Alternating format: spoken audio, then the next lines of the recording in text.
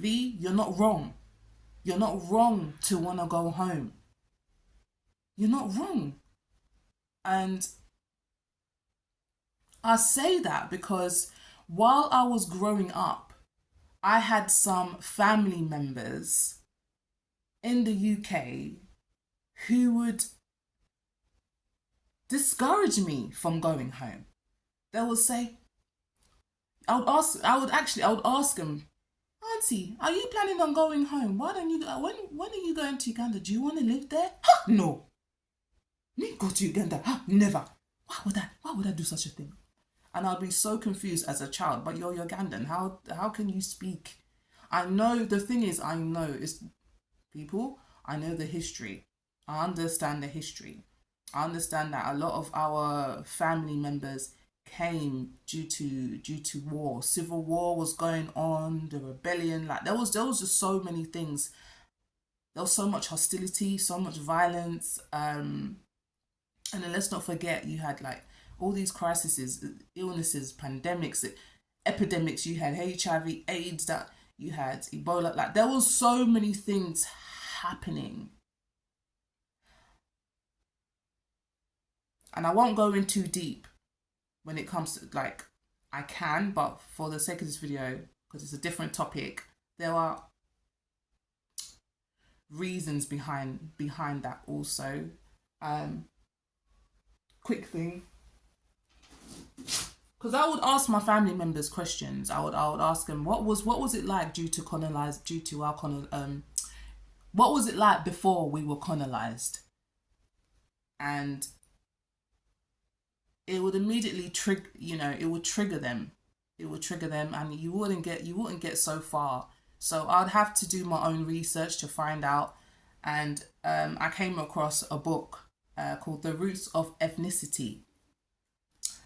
The Origins of the Acholi of Uganda before 1800. So that was before we were colonized. So a lot of the things that we have learned, we've basically been given a system, as we know,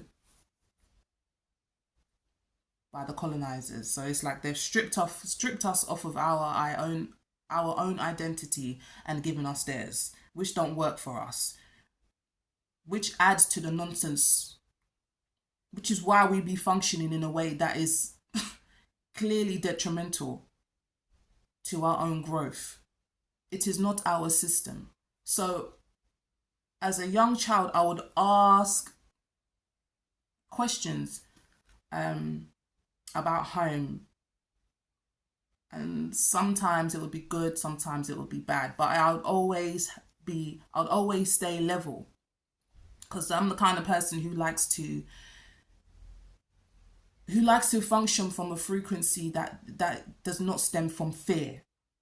And that's the unfortunate thing, is a lot of us function that way from fear, and I ain't trying to let fear beat me up the backside. I'm not trying to do that. That's what's holding us that's what's holding us back as a community, and individually, due to the stuff we've had to endure.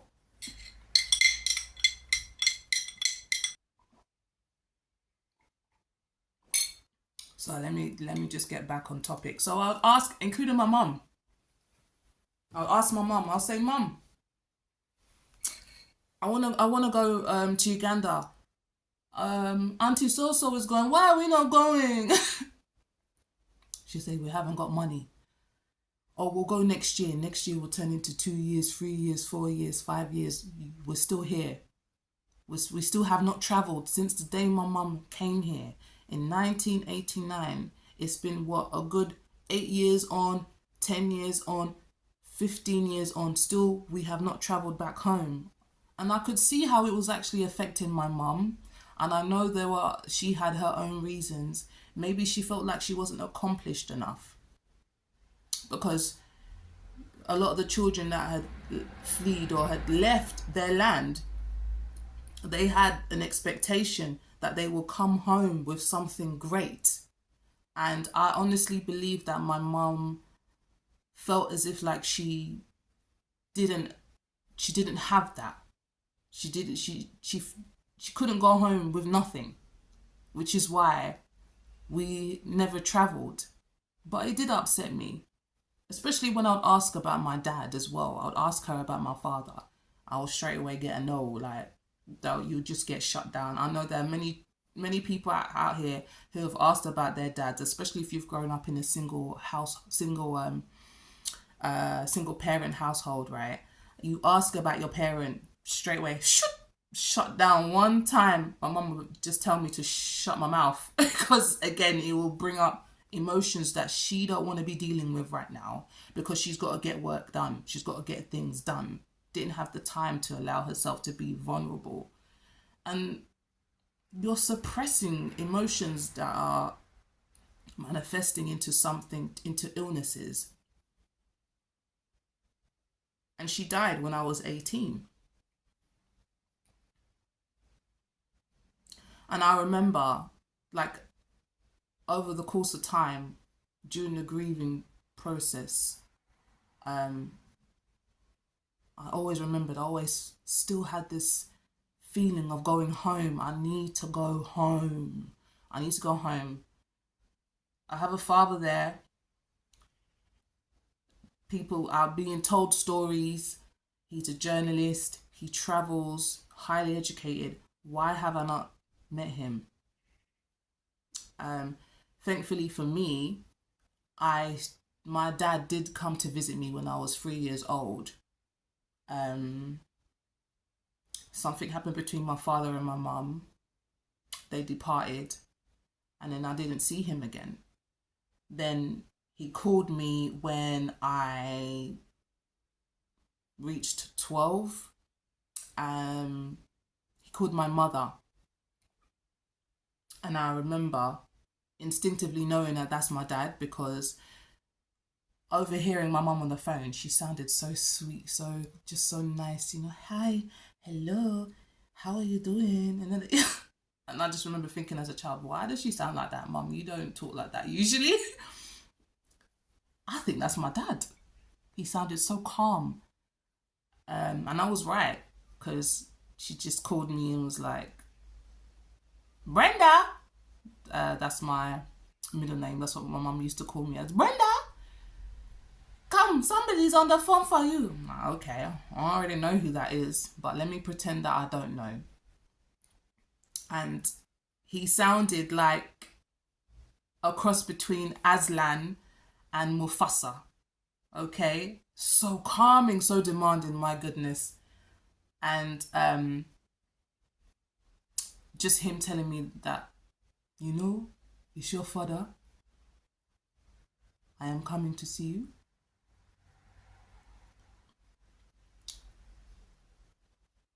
Talk to your mother. But nothing transpired from then. And then fast forward to me being 18, because the thing is, as a child, you don't have control of what goes on with adults' relationships. Like, it is what it is. I've learned to forgive. I've learned to forgive over time, and I've found a lot of I've been able to heal because of that. Because of that wanting to forgive, but also that wanting to just to discover my heritage,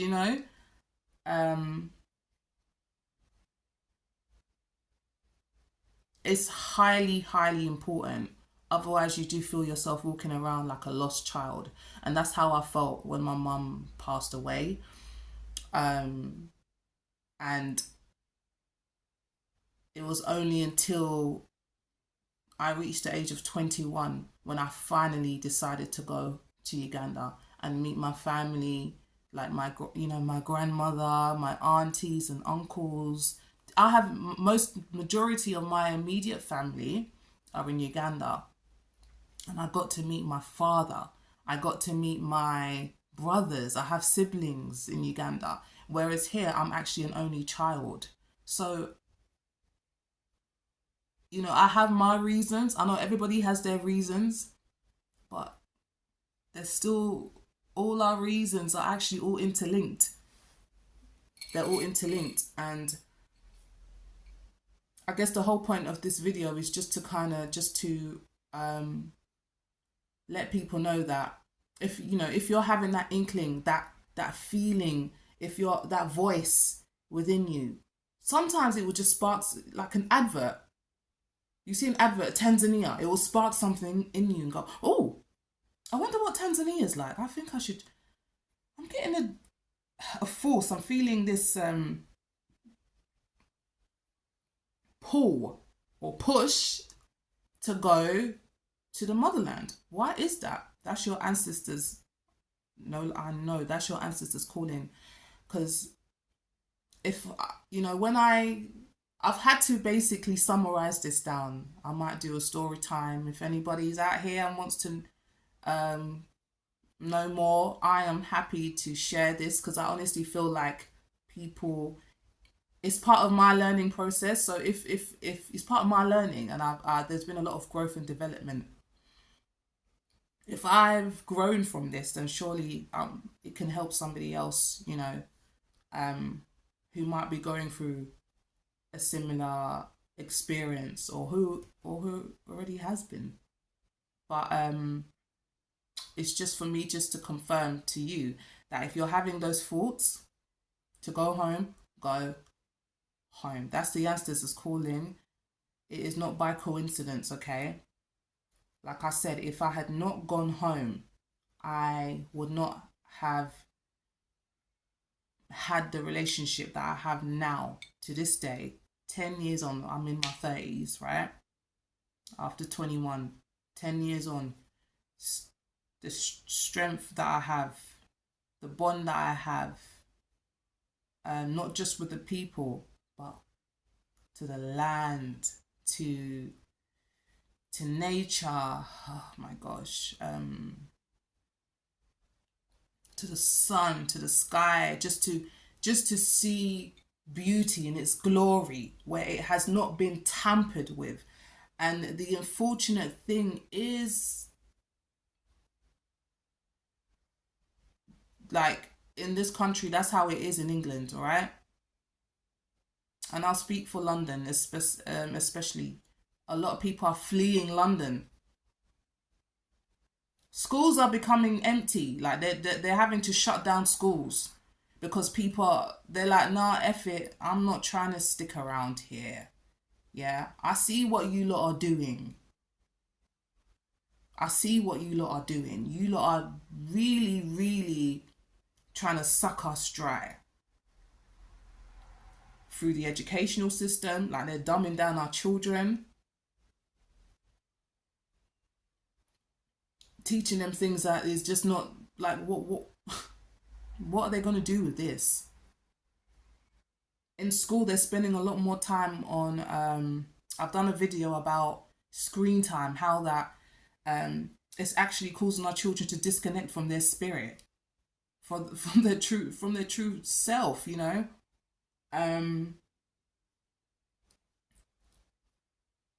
More and more over time, it's being encouraged in schools now. So you're not only spending a lot of screen time at home, a lot of your time on the screen at home, but now in school, it's just, there's many things that they're putting in place, and it just goes against my philosophy. I have been considering homeschooling my children. A lot of parents have been doing that, which is why schools seats are not being filled. They're not able to get money because you know, like, claim money because of that. So they're having to shut down, and schools that have certain schools, what's left, are having to merge two schools together. Food is just ridiculous. Like, I don't know. They need to ban GMO foods that are toxic, foods that clearly are causing us to have ill health, right? But nah, we know the reasons why a lot of our foods is a lot of our foods is actually toxic. It's not clean intentionally, and it's by design. It's done intentionally. to make us sick, to weaken society. A society that is already weak, mind you. Now they're putting in more measures to weaken us. And me as a herbalist, spirit, you can even smell something and you know that that's poison. I'm not trying to put that into my kids. I'm not trying to disconnect them from their soul through the food that they eat. No, we're not doing that. And that's deeply important. That's one of the reasons why I want to go. I want to live back home, because at least back home you can, one, we have land. We have land that needs to be looked after, that needs to be claimed. Some of us already have it, and it's just sitting there. Land that you yourself can go and grow your own food the way God intended it to be. Why do I want to be eating Bill Gates lemons where there's no freaking seeds? There's no seeds in them. Why do I want to live in a country that doesn't care for its people? You got countries out here that have banned GMO foods. UK is not one of them, and we know why. So I'm not trying to stick around for that. I'm not trying to stick around for that, man. I love my food, but I also want to trust the food that I'm eating. And if I'm finding that and that it's being used as a weapon to cause more chaos, to cause more sickness, why the hell? And it's getting harder and harder, and even it's becoming even more and more expensive just to eat healthily. Hey, Soul Family, thank you for tuning into part two. Part three will be up and running shortly. Just want to give a shout out to the family. I know people out here experiencing and having the same thoughts and feelings. How are you guys maneuvering? How have you been able to maneuver this space, this phase that we're in while the shift is happening?